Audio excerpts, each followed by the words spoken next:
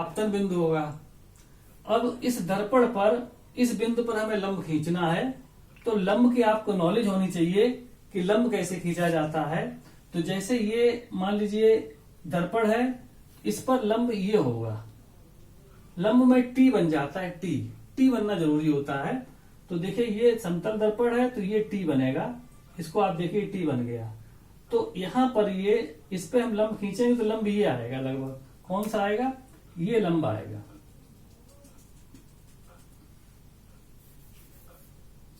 ये आएगा लंब। ठीक है, तो इसको मान लीजिए अविलंब, इसको हम अविलंब कहेंगे, ये अविलंब है।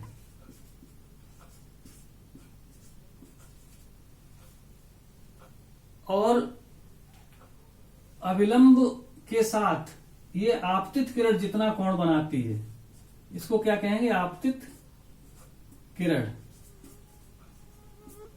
तो आपतित किरण अविलंब के साथ जो कोण बनाती है उसको आपतन कोण कहते हैं। फिर सुन लीजिए, आपतित किरण अविलंब के साथ जो कोण बनाती है, इस कोण को हम आपतन कोण कहते हैं। तो यहां कोण आई जो होगा ये आपतन कोण होगा।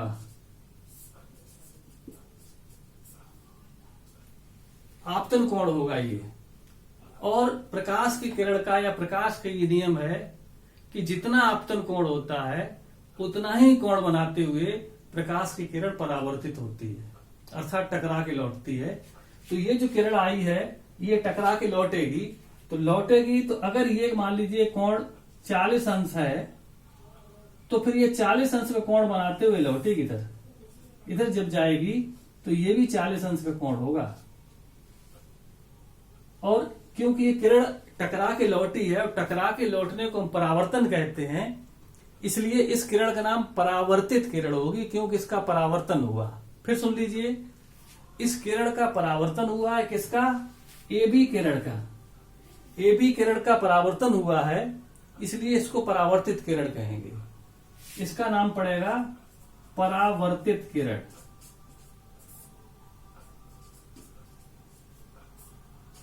ये परावर्तित किरण होगी।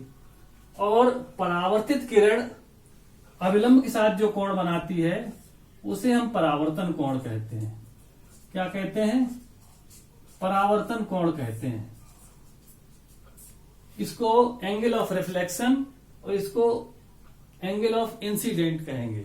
आपतन कोण एंगल ऑफ इंसिडेंट और परावर्तन कोण एंगल ऑफ रिफ्लेक्शन।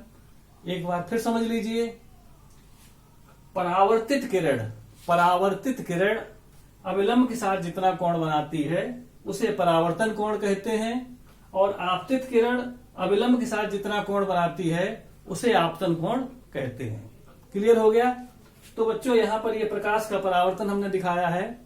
ऐसे ही मान लीजिए दर्पण इस तरीके का है,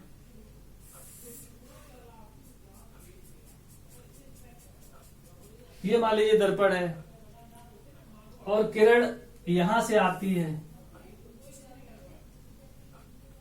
किरण का नाम मान लीजिए PQ है। तो फिर यहां आपतन बिंदु Q हो गया, क्योंकि ये किरण आकर के, ये तीर बता रहा है आई, तो आकर के Q पर गिरी, इसलिए Q आपतन बिंदु होगा। तो जब आपतन बिंदु Q होगा तो आपतन बिंदु पर हमें इस दर्पण पर अविलंब खींचना पड़ेगा, और अविलंब खींचने के लिए हमने बताया T बनाते हैं। तो ये दर्पण है आपका, तो अविलंब ये होगा अविलंब। तो ये T बनाएगा अविलंब।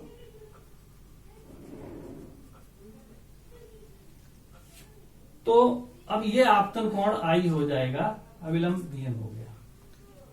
अगर ये I मान लीजिए यहां पर 50 अंश का है, तो फिर 50 अंश का कोण बनाते हुए किरण परावर्तित होगी।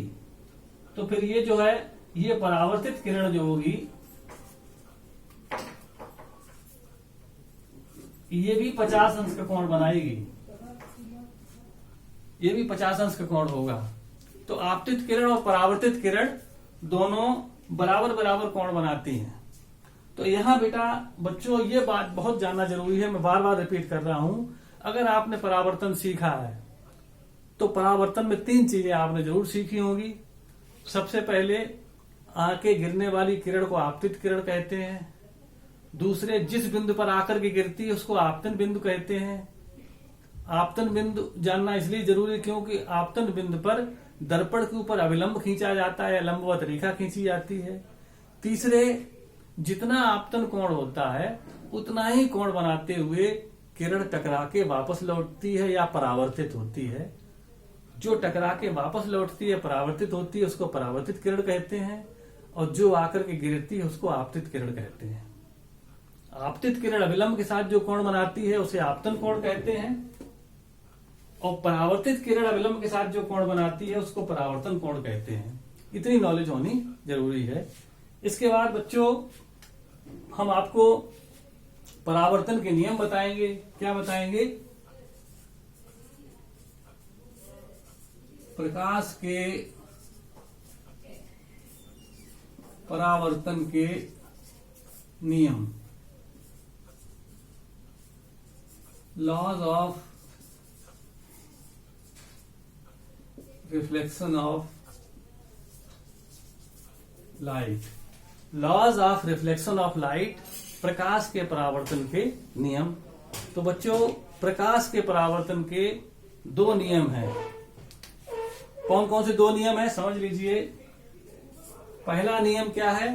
पहला नियम है कि आपतित किरण, परावर्तित किरण,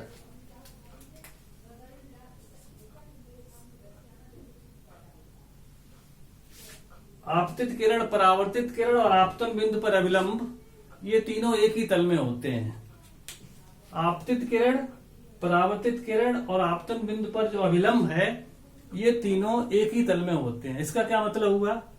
जैसे ये बोर्ड का तल है, तो आपतित किरण बोर्ड के तल में है, तल के ऊपर लंबवत नहीं है।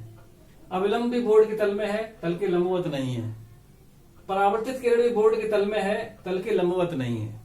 अगर ये ऊपर उठ जाती, इधर हवा में चली जाती तो एक तल में नहीं होती, इधर चली जाती तो एक तल में नहीं होती, लेकिन तीनों बोर्ड के तल में है, अर्थात एक ही तल में है। जब आप कॉपी में बनाएंगे तो तीनों कागज के तल में होंगी।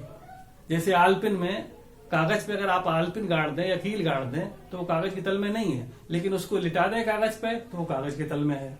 तो क्योंकि सब कागज से चिपक के रेखाएं बनती हैं, आपतित किरण, परावर्तित किरण और अविलंब तीनों कागज से चिपक के बनते हैं या कागज के तल में बनते हैं, इसलिए तीनों एक ही तल में होते हैं। तो पहला नियम आपकी समझ में आ गया होगा कि ये तीनों चीजें, कौन तीनों चीजें? आपतित किरण, परावर्तित किरण और आपतन बिंदु पर अविलंब तीनों एक ही तल में होते हैं। दूसरा नियम बच्चों क्या है? दूसरा नियम ये है कि ये कोण इस कोण के बराबर होता है, अर्थात आपतन कोण परावर्तन कोण के बराबर होता है। कोण I बराबर कोण R होता है। Angle I is equal to angle R। Second law is what? Angle of incident is equal to angle of refraction, अर्थात आपतन कोण और परावर्तन कोण बराबर होते हैं। और आपने देखा होगा सारे डायग्राम में हमने इनको बराबर लिखा है। जैसे ये 40 लिखा है, आपतन कोण 40 लिखा है तो परावर्तन कोण भी 40 लिखा है। यहाँ आपतन कोण 50 लिखा है तो परावर्तन कोण भी 50 लिखा है, क्योंकि ये बराबर होते हैं। यही दूसरा नियम है। तो बच्चों क्योंकि आज पहला दिन है तो मैंने कोशिश की है आपको प्रकाश के परावर्तन, प्रकाश क्या है, प्रकाश का परावर्तन क्या है और परावर्तन के नियम क्या है और इनको कैसे हम समझ सकते हैं, ये हमने समझाने की कोशिश की। क्योंकि आज पहला दिन है और आपको सिंपल सी चीज, थोड़ी सी चीज पढ़ाई जाए ताकि आपका इंटरेस्ट बने, इसलिए आज हम यही रखते हैं। अभी परावर्तन में और भी चीजें हैं जो हम आपको बहुत डिटेल में पढ़ाएंगे, जैसे समतल दर्पण से परावर्तन के कारण समतल दर्पण से प्रतिबिंब का बनना, दर्पण को घुमाने पर परावर्तित किरण का घूम जाना, दो दर्पणों के बीच में कोई वस्तु रखी हो तो कितने प्रतिबिंब बनेंगे। ये कई चीजें ऐसी हैं जो अभी हमें आपको दर्पण के बारे में पढ़ानी है। और जब ये समतल दर्पण खत्म हो जाएंगे तो उसके बाद फिर गोली दर्पण है वो पढ़ाएंगे आपको। तो ये नेक्स्ट टर्न पे हम आपको पढ़ाएंगे। नेक्स्ट टर्न का मतलब 21 तारीख को आपको बचा हुआ प्रकाश के परावर्तन का भाग पढ़ाया जाएगा। बच्चों हमें उम्मीद है कि जो थोड़ा सा पढ़ाया ये आपने समझा होगा, और कहीं भी कोई दिक्कत आए तो आप वीडियो के माध्यम से या व्हाट्सएप के माध्यम से पूछ सकते हैं। आप सब परिचित हैं। कहीं कोई दिक्कत हो आप समय पूछ सकते हैं विदाउट हेजिटेशन। जय हिंद, जय भारत।